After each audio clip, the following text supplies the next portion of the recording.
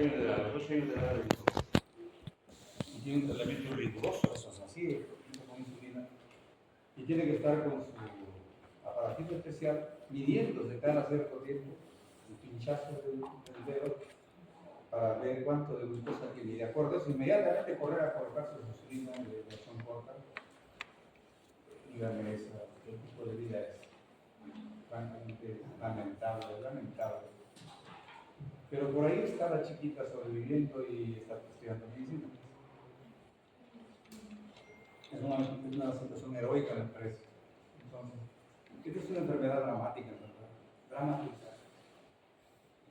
La insulina, entonces, la no insulino dependiente. La diabetes tipo 3 es la que se dice que son las otras formas de diabetes, y generalmente es la iatrogénica.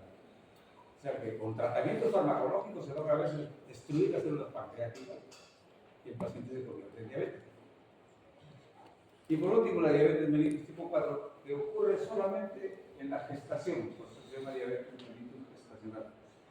Por si acaso, la gestación, interésense en conocer lo que significa gestar, especialmente para las mujeres.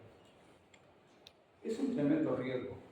No, con esto, por favor, vayan a pensar que el doctor está previniéndonos que no nos embaracemos. No, embarácense cuando quieran, pero asumiendo la responsabilidad que significa para ustedes y para el producto de la gestación.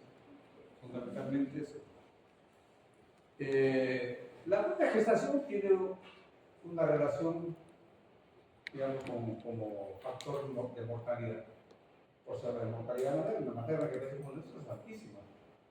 Y lo curioso es que, en verdad, no debería ser curioso, sino lo dramático es que nosotros, a pesar que somos seres humanos, hombres y mujeres, o entre diferentes personas, somos incompatibles en la mayor parte de casos.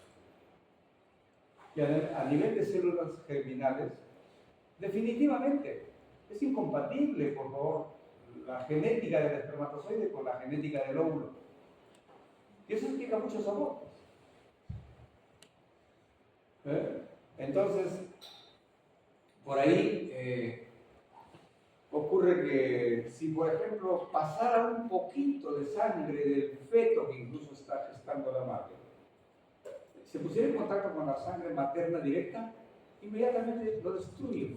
Eso explica la enfermedad, por ejemplo, hemolítica de la recién nacido. El niño que nace y hace una anemia feroz, generalmente mortal, si no se le entiende a tiempo, porque en el momento del parto se ha mezclado la sangre del feto con la madre. Está separado, mientras tanto, 9 meses de embarazo, está separado por la barrera placentaria. Pero en el parto se mezcla una pequeña cantidad y ahí ocurren reacciones fatales. Entonces, eso, por favor, explica. Se sabe que el feto resulta un ser extraño, pues la mujer, el organismo humano lo reconoce como el feto, que muchas veces tiene una genética diferente, pues inmediatamente resulta como un cuerpo extraño y el organismo de la madre lo rechaza. Y una de esas formas de rechazo se expresa con la diabetes gestacional. ¿Sí? Bueno. Ahora, ¿cómo hacer el diagnóstico? Primero, reconocer cierta sintomatología que ya se conoce. Los diabéticos insulino dependientes generalmente debutan bruscamente en la niñez, con sed intensa, pérdida de apetito, incluso de frente, a veces están en estado comatoso. Dramático. Y la diabetes en el adulto es un poco más florida. También, obviamente, hay, por ejemplo, sed. La sed es un signo cardinal en la diabetes. Sed excesiva que no se calma por tomar agua. Poliuria, obviamente, por la hiperingesta de agua. Obesidad, e incluso algunos cambios en la textura de la piel. Entonces, en algunos, ya cuando está un poco avanzado el problema, tienen aturdimiento, van, digamos, durmiéndose, con embotamiento, rendimiento intelectual bajo, y cuando se tiene que hacer el análisis de glucosa se muestran estas posibilidades. En la modernidad se considera que un niño normal, digamos, no tendría incluso alguna posibilidad de convertirse en diabético si su glicemia, su glucosa en ayunas, es de 100 miligramos por decilitro o menos. Pero si es más de 100, no necesariamente diabético, por eso se dan estas variables. Cuando tiene de 100 a 125 miligramos por decilitro, se le llama glucosa alterada en ayuno. Ese es el tema. Antes le llamaban prediabetes. ¿Por qué se ha radicado el nombre de prediabetes? Porque muchos de ellos nunca llegan a ser diabéticos. ¿Por qué hablamos de prediabetes? Prediabetes, porque va a ser algún día diabetes. Algunos sí, pero no todos. Entonces, glucosa alterada en ayuno. Cuando se encuentra la glucosa en ayunas de 140 a 199, se habla de intolerancia a la glucosa. Todavía no se le puede diagnosticar de diabético. ¿Y cuánto es diabetes? Cuando además de la sintomatología esta que les estoy señalando, que es muy general, se toma una muestra aleatoria, significa en cualquier momento del día, no en ayunas, y tiene 200, así no tenga mucha molestia, ese paciente es diabético. ¿Sí? Es diabético.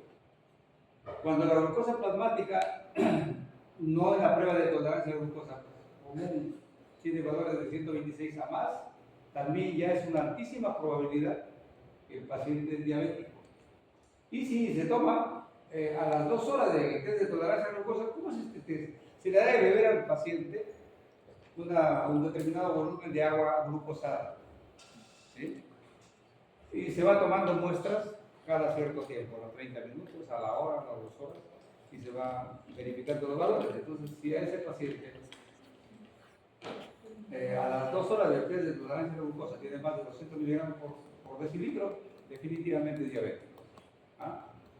O también otros emplean este marcador que se llama hemoglobina glicosilada. Cuando la hemoglobina glicosilada, independiente de esto, es mayor o igual a 6,5, también es ya definitivamente diabetes.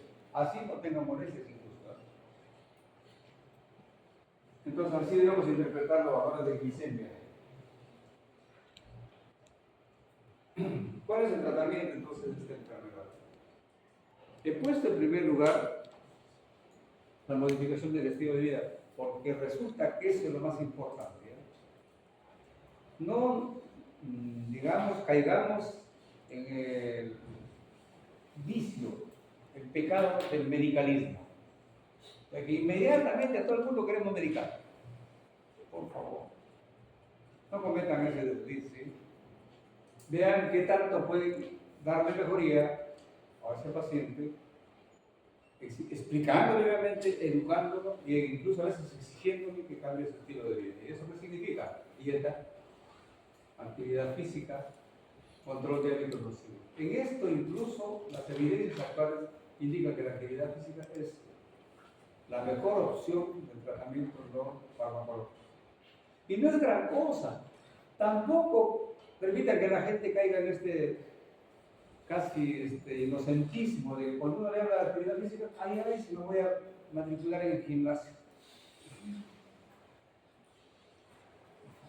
Ahí se vayan a monear, se vayan a mostrar, que se pongan su licrita por ahí para impresionar a alguien, ya que lo hagan pues.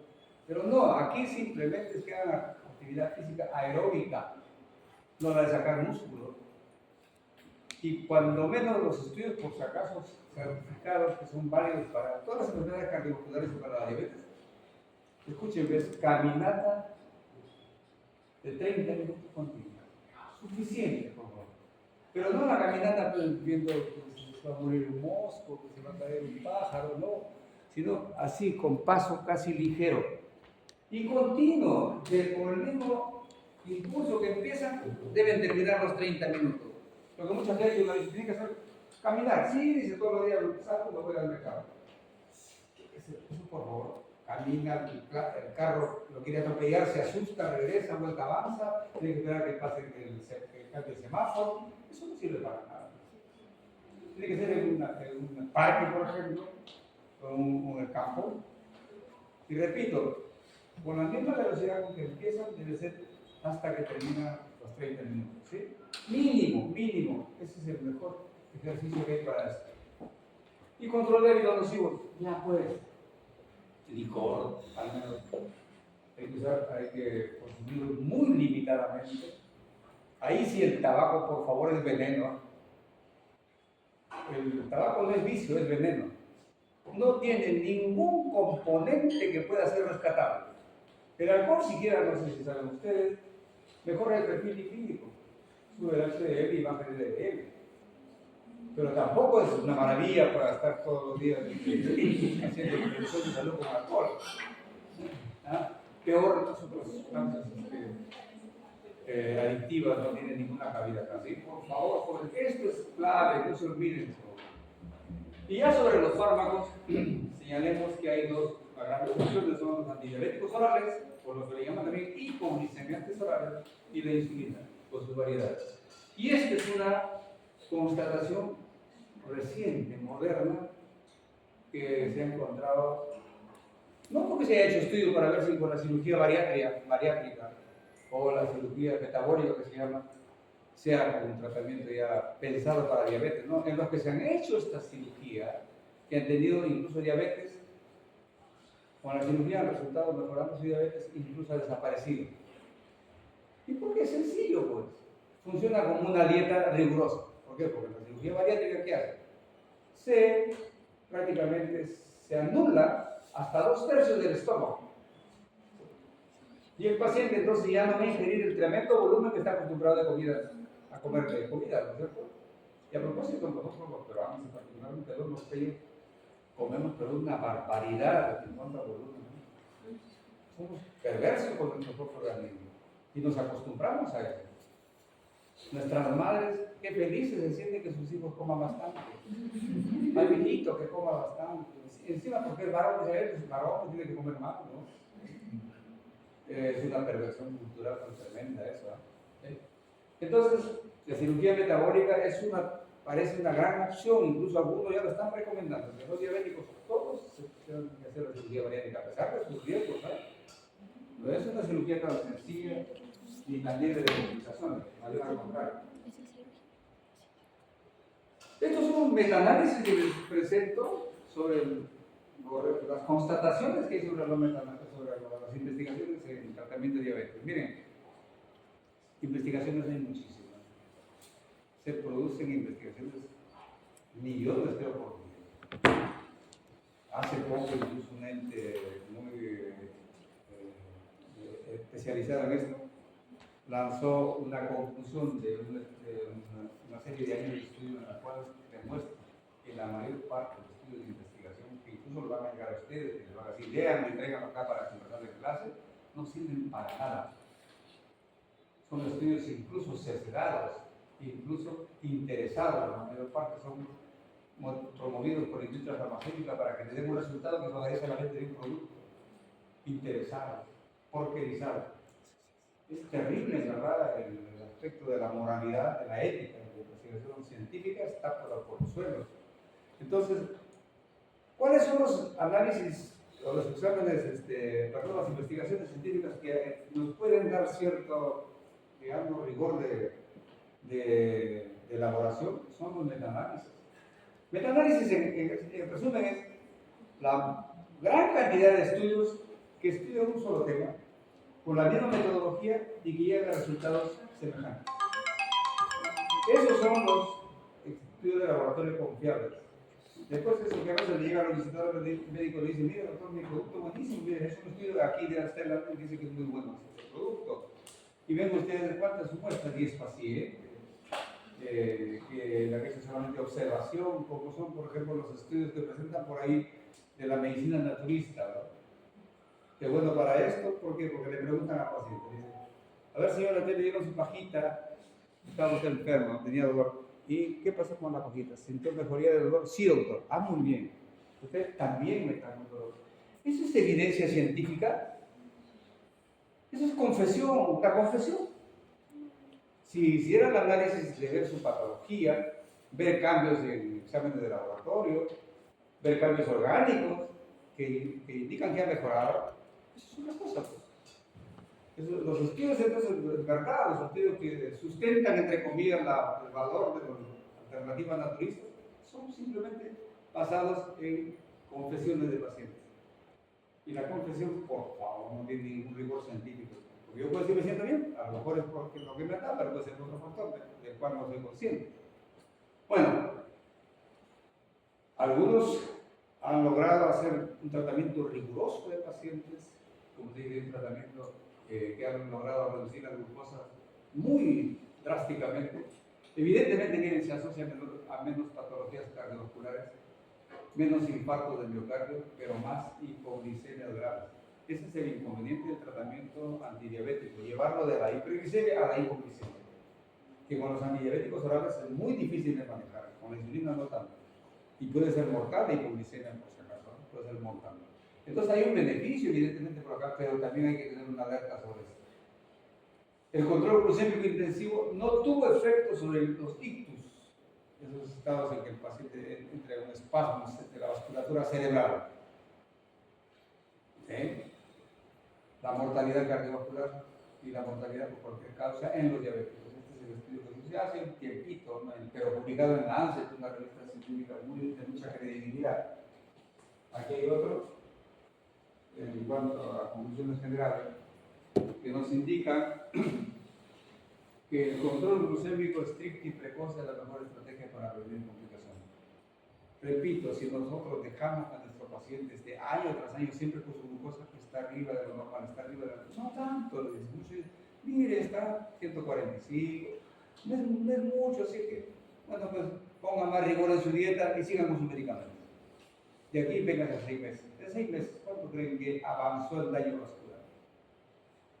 Una barbaridad. Y repito, el daño que se instala en la diabetes es irreversible, no hay forma de recuperarlo. Los daños por la hiperglicemia son a nivel micro y macrovascular. Microvascular se expresa en la retina, en los riñones y en la neuropatía. Este es un problema en verdad, no necesariamente mortal, pero que genera un sufrimiento atroz en los pacientes. Los dolores neuropáticos, tremendamente insufribles. Ahora, el control estricto de los factores de riesgo cardiovascular sigue siendo la mejor estrategia para reducir el riesgo macrovascular. Este es microvascular, este es macrovascular, relacionado a la aterosclerosis. Este es lo que deriva el infarto del miocardio y hemorragia cerebral. Miren, entonces el daño microvascular es básicamente lesión de retina, ceguera, por lo tanto, si saben que los muchos diabéticos terminan ciegos, ¿sí? Con insuficiencia renal, que después están recibiendo hemodiálisis. No sé si ustedes conocen algún caso de paciente con hemodiálisis. Qué terrible, ¿verdad? Qué terrible. Se hacen algunos, dejan un día, los más suertudos cada 3 días, y es tremendamente molestoso. El paciente tiene que internarse, lo conectan a equipos en los cuales la sangre del paciente tiene que extraerse y circular por una máquina para que con una serie de dispositivos pueda liberarse de los productos tóxicos y regresa nuevamente al paciente. Eso muele al paciente. Dice, no quiero ni que me toquen, y se queda horas ahí después del procedimiento para poder recuperarse el pobre paciente. Es terrible, en verdad. Y eso llega cuando hacen la nefropatía diabética. La neuropatía y la retinopatía es aquella que deriva en problemas también irreversibles y que terminan en la ceguera de la mayor parte de casos.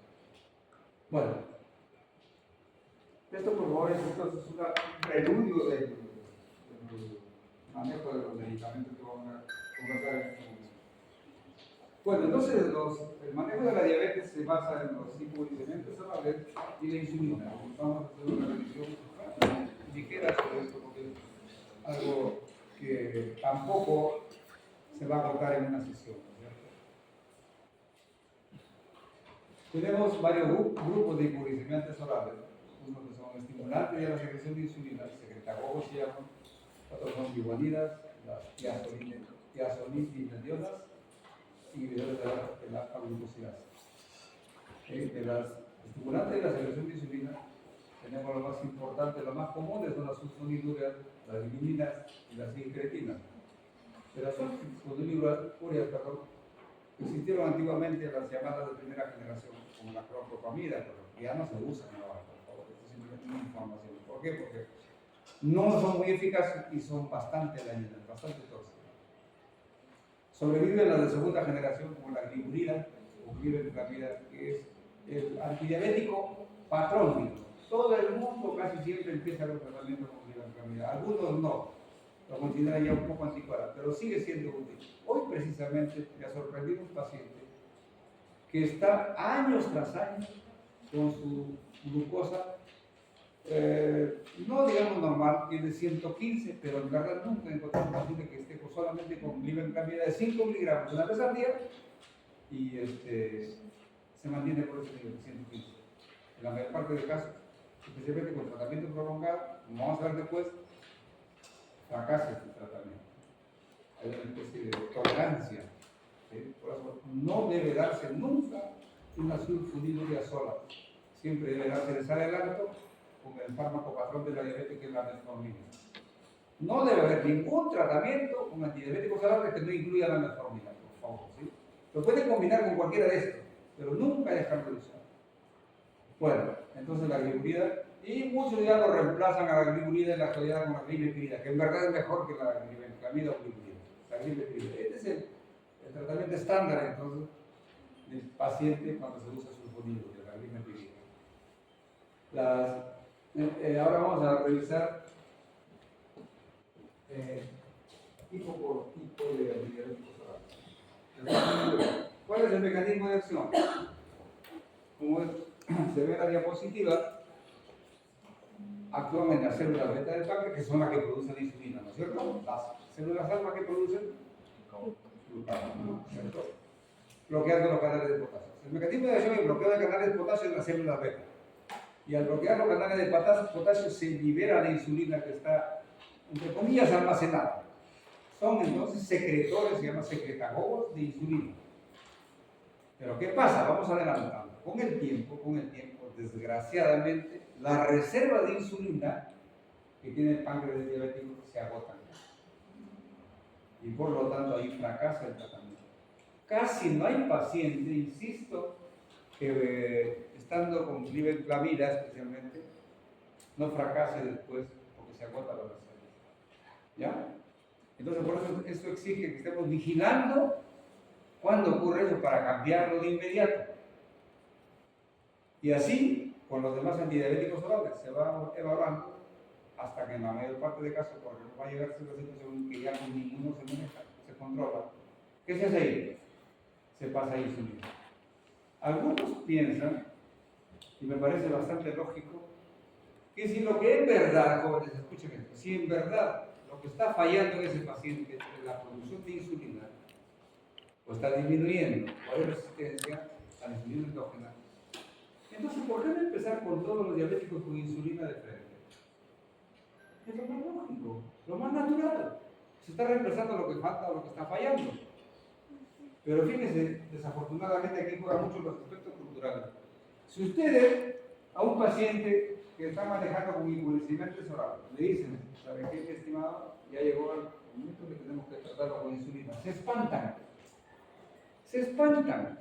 Porque en la cultura vulgar hay la idea de que la insulina, dicen, adelanta el desastre del diabético y posiblemente adelanta la muerte. Eso es increíblemente, digamos, torpe. A alguno por ahí, cabeza caliente, se le ha ocurrido dar esa versión y se ha quedado como una verdad. Otros dicen, no, doctor, insulina no quiero porque me dicen que con eso uno pierde la vista de inmediato.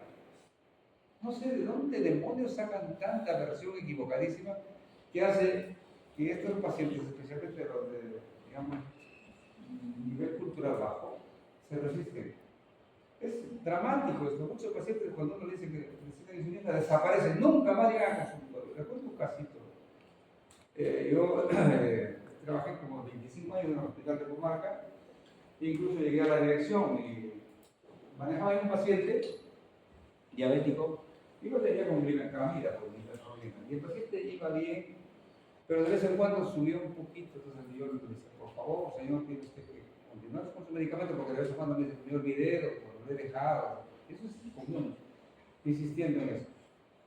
Y después llegaba y su control estaba su glucosa normal a veces, y le decía, ¿cómo se siente? Yo me siento bien, doctor, me siempre, yo me siento bien, no siento nada.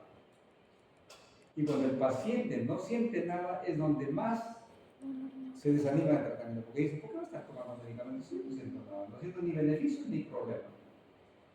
Y no le coge apego al tratamiento. Hasta que una última vez llegó por ahí y me dice, llegaba por otro proceso de salud, un problema respiratorio, me parece. Y digo, oiga señor, le digo, pero ¿quién me ha venido a controlar su diabetes? Y me dice, sí, pues ya no estoy tratando. Así con una autosuficiencia incluso casi incómoda, como por decirme, no me interesa lo que pasa. Le digo, sí. ¿Y por qué? Me dice, porque nunca me he sentido mal. Y digo, ¿qué está haciendo? Me dice, un paisano me ha indicado que tome carqueja. ¿Alguien de ustedes conoce la carqueja? Dicen que es una hierba. Y mire, estoy tomando carqueja y estoy mejor que cuando usted me trataba. O sea, un poco más y me dice, me incomodé, pero de todas maneras dije, señor, pues usted dio sus actos.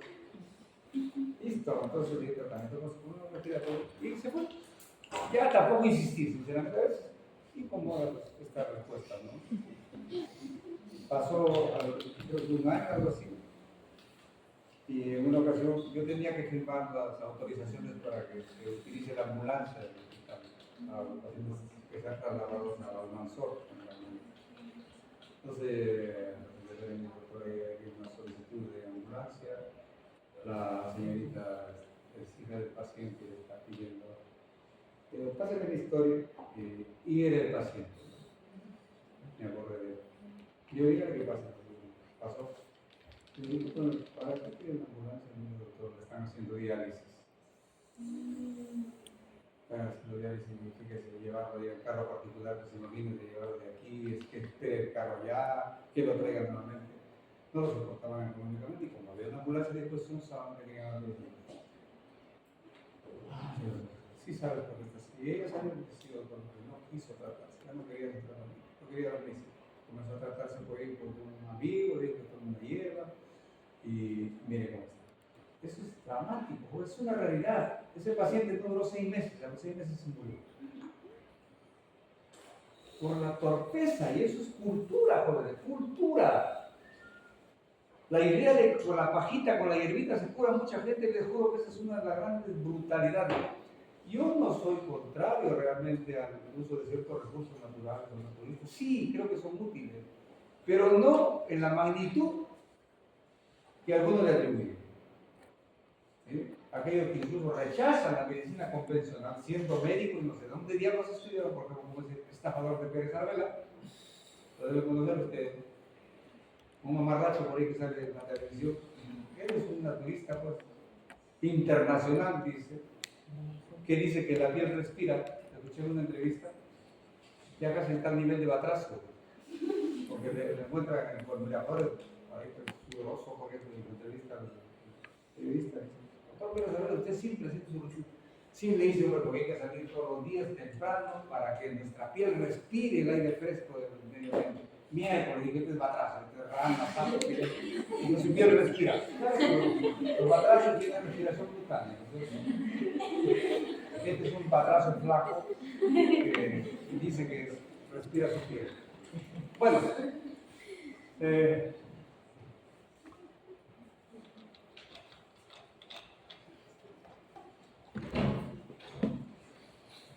ojo,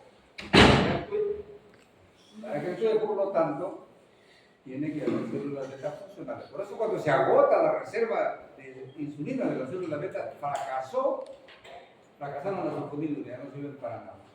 Y hay que cambiar.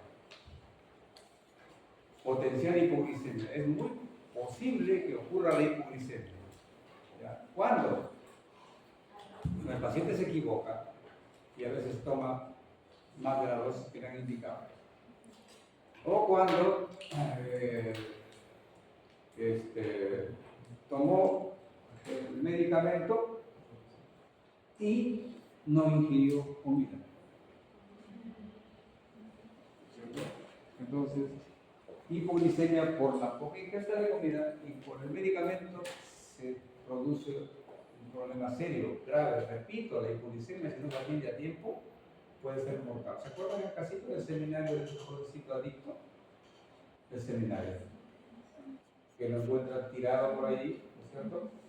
¿Y qué hicieron primero? Le colocaron una venoclisis, ¿no es cierto? Con glucosa.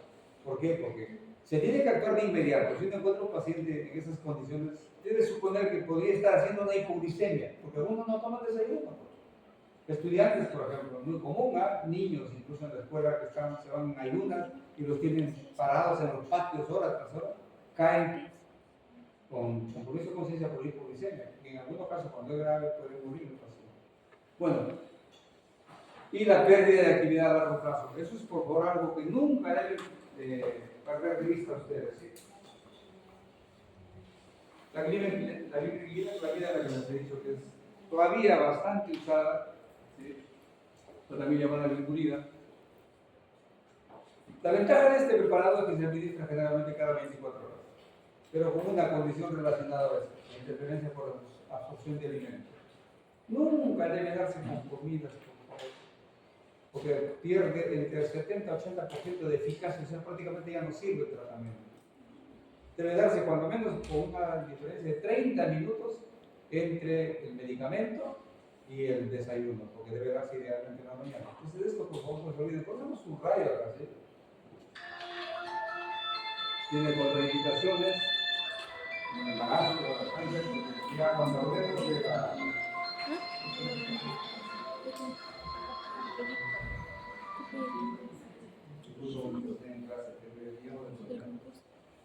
Ya.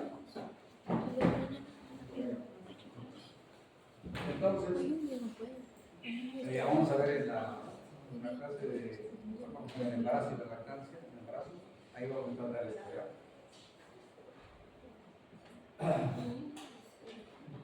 Efectos adversos, ahí está la hipoglicemia como posibilidad, en primer lugar. También hay molestias gastrointestinales por fortuna leve, distensión gástrica, pesadez, indigestión, etc.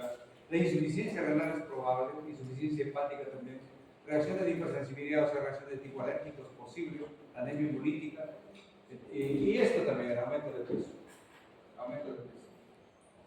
Si hay la tendencia de diabéticos a subir de peso con la vida incrementa a veces mucho más. Las meglitinidas son relativamente modernas, también el mecanismo de acción es parecido.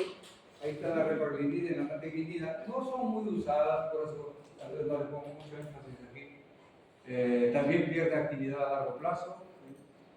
Y esta que tiene la ventaja de no provocar así nomás la hipoglicemia, que es muy temida con hipoglicemia, pero ahora es muy difícil de manejar, por más que le coloquen la venoclisis con glucosa, por más que le den bebidas azucaradas, por más que le den caramelo, dificilísimo se estabiliza el paciente. Las incretinas también, esto es lo más casi actualizado que hay. ¿Qué debemos decir ahí? Que normalmente siempre hemos conocido como, digamos, factores químicos, la insulina y el glucagón. Glucagón, dicen otros, dicen no, glucagón. En verdad yo no sé ni cómo será. Porque algunos textos están sin tilde y otros textos con tilde. Bueno, entonces, ahí lo he puesto por ejemplo con tilde. Lo vayan a pensar que me he equivocado. Entonces, pero se encontró este péptido intestinal que es similar al glucagón, que se llama GLP-1. ¿Sí? Y este GLP-1 es una incretina, se le llama. ¿Sí? Entonces, ¿qué función tiene? Estimula la biosíntesis y la secreción de insulina. Por eso que lo usamos como fármaco ya en el manejo de la diabetes. Ahí hay dos tipos, los análogos de la GLP-1, el principio activo que les he mencionado, los inhibidores de la DPP4, que es la enzima que degrada al GLP-1. Entonces usamos como recurso terapéutico al GLP-1 o la enzima que lo degrada para que se presente.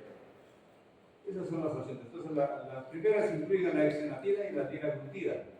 Y los segundos a la liraglutida y la sitagliptina.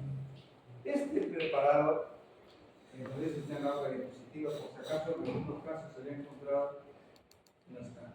le ha encontrado relacionado a algunos eventos cardiovasculares, ¿verdad? Serios. Entonces, por eso algunos lo consideran como que hay que usarlo como una opción un poco lejana, no como una primera opción. Las biguanidas. Las biguanidas tienen una historia, fueron una diversidad de fármacos que se usaron en los inicios del tratamiento, digamos, con medicinantes orales, con bastante éxito. Pero ocurrieron con el tiempo una serie de eventos trágicos relacionados a la acidosis láctica. Muchos pacientes con estos preparados hicieron como complicación la acidosis láctica que les mortal.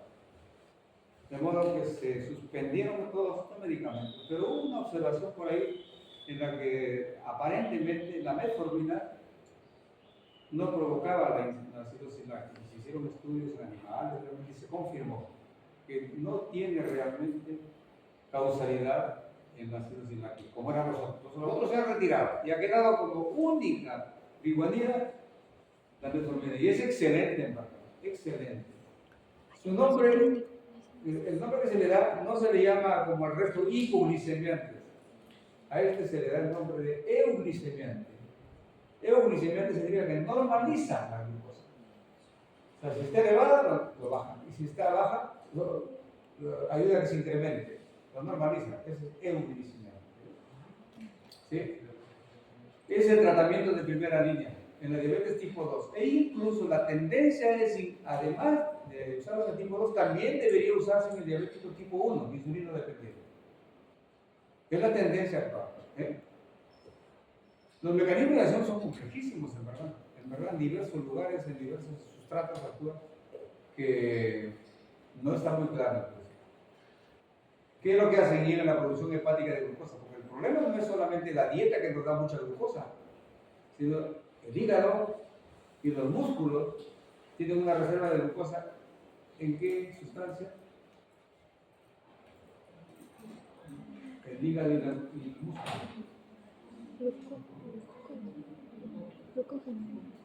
Tenemos una reserva de glucosa ahí. Glucógeno, pero no se olviden, glucógeno. Así como los vegetales tienen el almidón, nosotros tenemos un almidón animal que es el glucógeno y está como reserva y ahí está soltando glucosa y va agravando la diabetes en muchos casos. Entonces no es suficiente la dieta para que suba nuestra glicemia, sino la liberación de glucosa a partir del glucógeno, el glucógeno listo. Entonces este fármaco incluso trabaja a ese nivel también y lleva la producción hepática de glucosa. Otro beneficio demostrado, aumenta la sensibilidad de los tejidos a la acción de la insulina. Entonces, esa resistencia que hablábamos al principio con este fármaco como que se viene abajo. Por eso les repito, muchos están considerando que debe usarse siempre en diabéticos tipo 2, diabéticos tipo 1 como un fármaco patrón. Beneficio secundario de disminución de peso. Eso está demostrado. Incluso algunos endocrinólogos y médicos que saben manejar esto, lo usan para la gente que quiere bajar de peso y no son diabéticos, por ejemplo. Es una gran cantidad. Y también, por si acaso, también no está acá, se usa mucho en las mujeres que tienen el síndrome de ovario poliquístico. Generalmente las mujeres que tienen síndrome de ovario poliquístico a la vez también son un poquito gorditas, jovencitas. Ese es un beneficio demostrado de la metformina. Entonces, para bajar de peso, o en el síndrome de ovario poliquístico, tanto para regular la funcionalidad ovárica como para también ayudar a bajar de peso. Es excelente este medicamento. También aquí, como estamos anotando, mejora el perfil lipídico. ¿Qué significa mejorar el perfil lipídico? Generalmente, subir el HDL y bajar el LDL. El HDL, ya saben, se llama colesterol bueno, y el LDL se llama colesterol malo. ¿Efectos adversos? Claro que sí. Que ocurren en más del 20% de pacientes, pero son generalmente leves, por una diarrea de vez en cuando, distensión gástrica, pereza gástrica, a veces hambre, sabor de pan. Pero eso no significa que todo esto ocurre en el paciente, sino que en algunos uno, en algunos otros. ¿Sí? A algunos les baja el apetito, por eso más de la cuenta, por eso se baja de peso. Y se ha visto que sí también disminuye la absorción intestinal de vitamina B, sucrosa y folato. O sea, potencialmente podría interferir con la hematopoiesis. No es significativo, no hay casos demostrados que pueda producir una anemia, por ejemplo. pero sí bioquímicamente se observa ese efecto. Entonces, repito, no hay en verdad hipoglicemente oral más importante que la metformina, no se olviden de eso. Las tiazolidinedionas, estos fármacos son especiales porque reducen la famosa resistencia a la insulina, la hacen nuevamente activa. Ahí está la rosiglitazona, tioglitazona y la troglitazona. Miren lo que he anotado acá. He remarcado que estos fármacos, a pesar de su utilidad, tienen realmente un riesgo significativo. Por ejemplo, la rosiglitazona, que salió también con mucho entusiasmo, en Europa ¿ya? La han retirado completamente, no lo usan. Estados Unidos lo sigue usando, pero con ciertos memorias. No promueve que se use como primera línea, sino cuando, por ejemplo, ya no responden a las sulfonidurias, ¿sí? Entonces lo usa en conjunto con las sulfonidurias o lo reemplaza. Pero siempre con atención a ese riesgo. Y esta también, la tioglitazona, ha sido retirada en varios países, no en todos, algunos tienen sus normas digamos, un poco diferentes, por un probable riesgo de cáncer de vejiga. Y este sí, también ha sido retirado de todo el mercado mundial, por si acaso, por aumento de la incidencia de hepatitis. Entonces, repito, esto sí no lo encuentran en ningún país. Esto en algunos países de Europa no lo usan, en algunos países en general. Y la rosiglitazona, particularmente en Europa, son reacios a utilizarlo. O sea, tienen un potencial de toxicidad, entonces es evidente, evidente.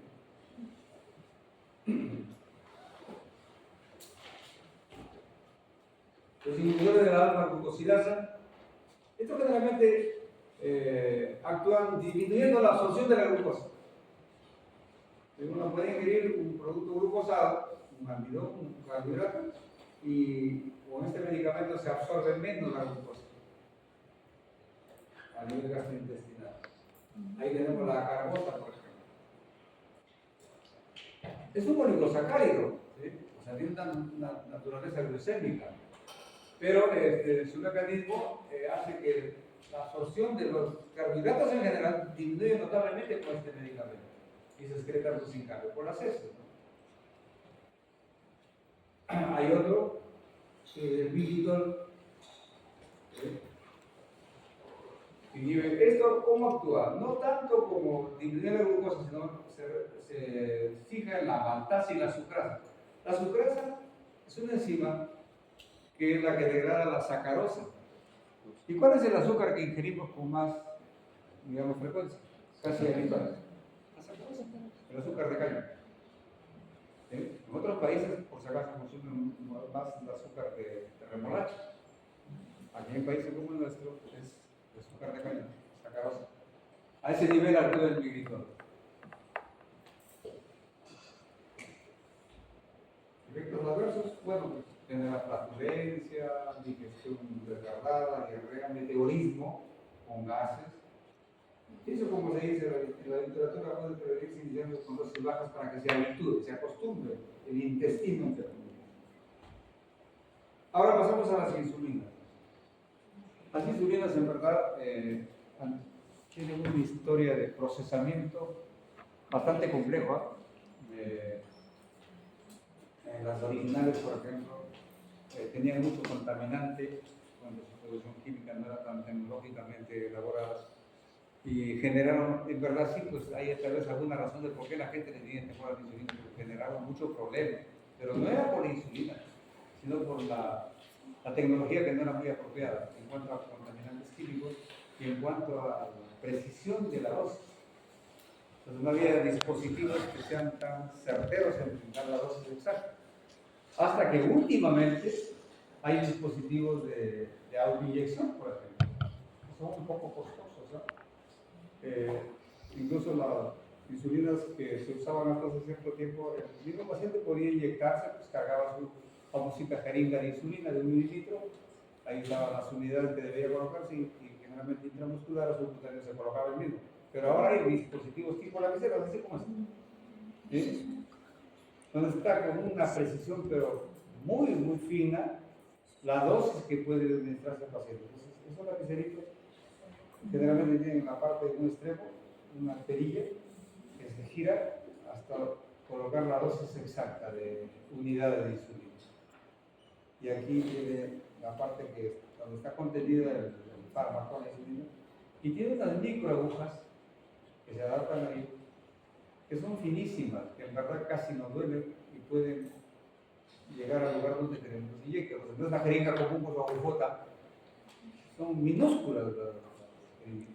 El problema es el costo. El costo.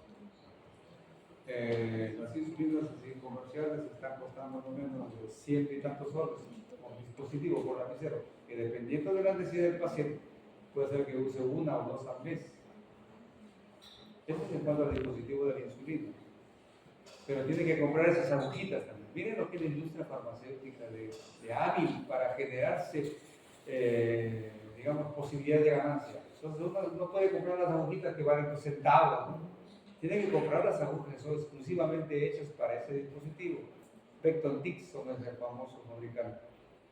Y estas agujitas vienen en cajitas que valen más que la propia insulina. Y ahí dice que hay que usar y desechar. Esa es una trampa, pero de lo más miserable para que la gente compre y compre y compre. Eso se aplica, por si acaso, la industria moderna ha sembrado esa estrategia para favorecer que sus productos se sigan vendiendo y consumiendo. Eso se llama la obsolescencia programada. Yo tengo un televisor, jóvenes, que lo compré cuando me casé. Feliz por el matrimonio. No sabía lo que me esperaba. Entonces, es un televisor que llegó recién al país en los años 80, porque me casé en el 79. En el 80 ya me compré mi televisor. Y el primero que llegó de una marca que se llama NEC, ya no lo encuentran, Nippon Electric Company. Una hermosura de televisor. Los primeros de colores, por si acaso, porque antes era blanco y negro. ¿Y qué creen? Sigue funcionando de la misma maravilla. Desde el 80. ¿Cuántos años? Casi 40 años. Está funcionando de las mismas maravillas, sino que, como siempre, pues, ya no lo quieren usar en mi casa porque tienen que encenderlo con el botón, de la perilla, como no era para tanto canal, se conecta a un por ahí que tienen un VHS, ¿sí? Para que capte los canales de cable. Es un libro, pero es una belleza instrumento. ¿Cuánto les? Todo lo que tiene su televisor ahora trabaja, ¿no? ¿Cuánto les digo? Los que no van a funcionar como compramos, durarán 5 o 6 años. El resto, eso está programado, jóvenes, les juro, está programado. Los fabricantes lo hacen para que falle a los 2 o 3 años. Y si ustedes quieren repararlo, les cuesta casi igual que un televisor, así que tienen que comprar uno nuevo. Eso es obsolescencia programada, es una trampa miserable de las industrias actuales. Antes lo hacían para que dure su producto, ahora no, para que se recambie de inmediato. Igualito es eso. Entonces, tienen que comprarse las agujitas, que saben, van a bajar con el insulina. Y como recomiendan tramposamente que se lo debe usar y desechar, no es así. Si ustedes manejan asepsia extraordinaria, como debe hacerse, no necesitan. Yo cuento mi experiencia personal. Mi esposa es diabética, insulina dependiente. Se ha vuelto insulina dependiente. Y el único que le puede colocar insulina soy yo, porque la pobre ni siquiera identifica su ombligo. Pero umbilical. Así que estoy sacrificado y pagando disculpas todos los días, a la misma hora, pero ¿qué hago? Lo hago con la mejor aceite. Y les juro que a veces, cuando me doy cuenta, la agujita que he empleado ya tiene un mes. Entonces me crucifico, le hago la señal de la Santa Cruz y digo, ay, gracias porque no se contaminó. Así que no es cierto que hay que cambiarlo diariamente. Es un abuso tremendo de la industria. Bueno, entonces, la insulina se tiene que usar porque desafortunadamente se produce cada vez menos, ¿cierto? En los pacientes diabéticos 2 y en los diabéticos tipo 1, producción cero. Esta hormona es fundamental para la vida. No creamos que solamente tiene acción en el metabolismo de la glucosa, ¿no? Por favor, en todos los nutrientes, aminoácidos, ácidos grasos, por favor, digamos, en el metabolismo de los tejidos musculares, tejido óseo, cardiovascular, es fundamental la insulina. Y por eso que todos los tejidos tienen receptores para poder interactuar con la insulina y obtener sus beneficios funcionales. En cuanto a los fármacos, se han clasificado de más o menos 4 tipos: las ultra rápidas, las intermedias y las prolongadas. Las ultra rápidas y las rápidas, ¿para qué se usan? Para las emergencias. Para las emergencias. Actúan rapidísimo, pero generalmente tienen vida corta. Por eso hay intermedias, como la NPH, la lenta, hay una que se llama lenta. Entonces la estrategia muchas veces en algunos diabéticos un poquito difícil es usar la insulina ultra rápida, especialmente cercano a la primera comida, al desayuno, para que rápido baje la glucosa del desayuno, y se aplica a la vez una insulina lenta que actúa lento, pero dura hasta 24 horas. Entonces se inyectan dos veces, una insulina rápida y una insulina lenta.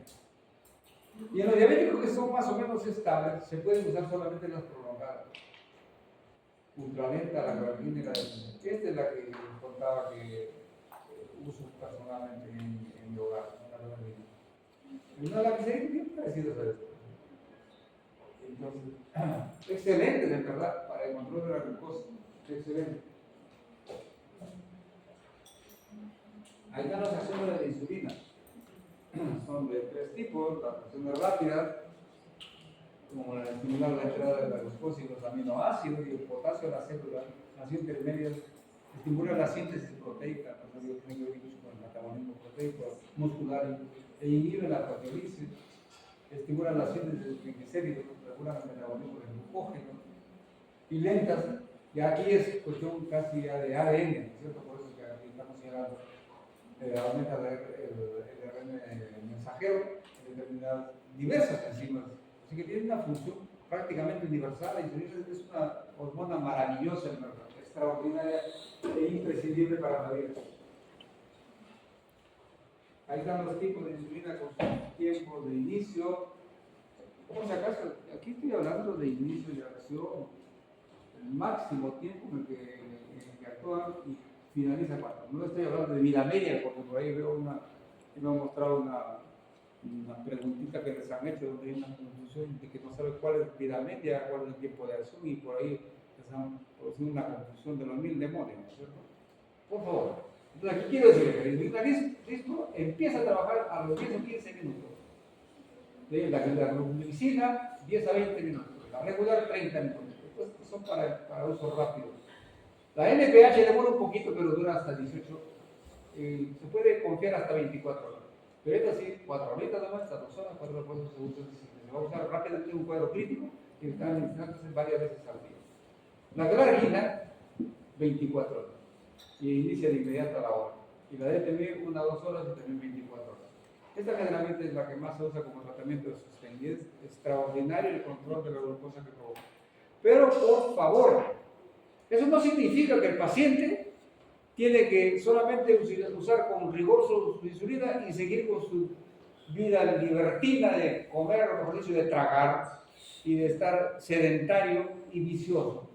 Hay muchos pacientes que piensan así. No, si ya tengo mi tratamiento, así que ya puedo comer lo que se me da la gana. No, pues, por favor. Eso es algo suicida. Por favor, jovencito.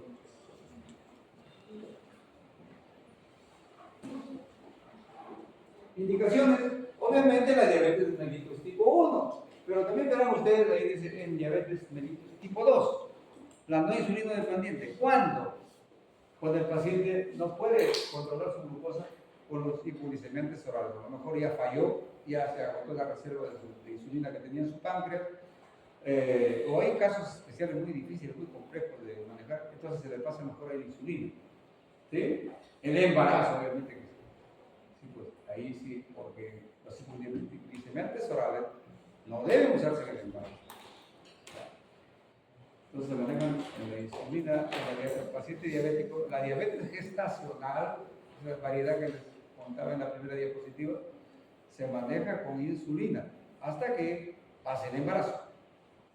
Y generalmente, como es una reacción inmunogénica al feto, entonces se elimina el producto y desaparece la diabetes. Es igual que la hipertensión inducida por el embarazo, solamente está y dura mientras la mujer esté embarazada. Igual es la diabetes gestacional. Esto, por favor, todo paciente, por más que haya estado manejada, controlada su glucosa, diabético tipo 2, pero va a ser operado por cualquier cosa, o una cirugía mayor, inmediatamente tiene que pasarse a insulina.